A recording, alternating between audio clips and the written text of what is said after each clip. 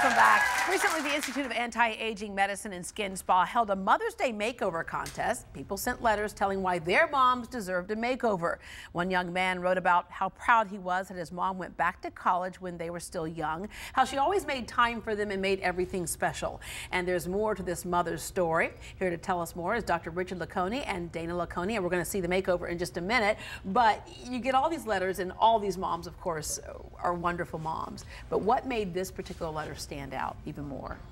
Well, she had brain surgery a couple years ago, and she really, I think, her self-esteem was low, and so her son wrote in this letter, and he thought it would really help her. Yeah.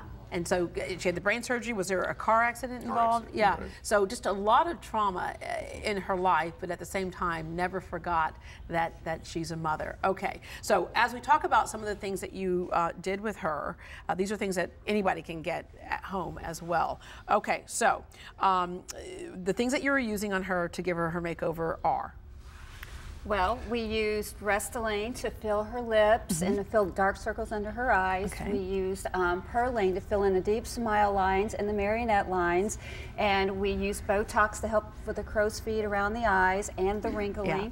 And the cool thing about this is that you go in and you walk out a little while later. This is not like invasive surgery. You walk out a little while later and recuperating is nothing. Well, it took about an hour to do the procedure, no pain, and the active effects really made a huge difference in her skin with the tightening and took away the brown spots. All right, let's take a look at the before. Before, there we go. All right, and let's take a look at, you want to see the new mom? You want to see our new mom? All right, let's have her come on out, Kathrine Eubanks.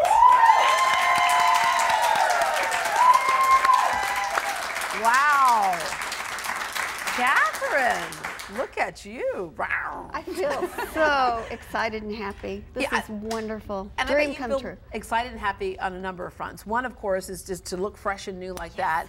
But the other is the fact that your son wrote this letter. That was so sweet and thoughtful of him. Would you have ever expected him to do something like that? No.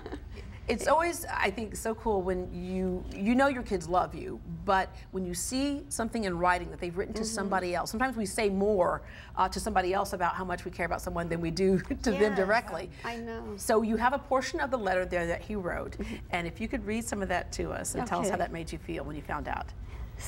We didn't have a lot of money, but she always made sure we had what we wanted. The first year the Cabbage Patch doll came out, you could not find one, so she made one for my sister. Aww. After we were grown and gone, she went to work for communities and schools in Galveston. She worked with the at-risk kids in grade school.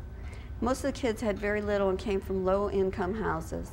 She treated the kids the same as she treated us. She would even buy them clothes and shoes out of her own money. Did you even realize that your children realized that you did that? No, I didn't. I didn't. So we asked your son. I'm so blessed with my children. And he's like, what, 26 years old, this one? 20.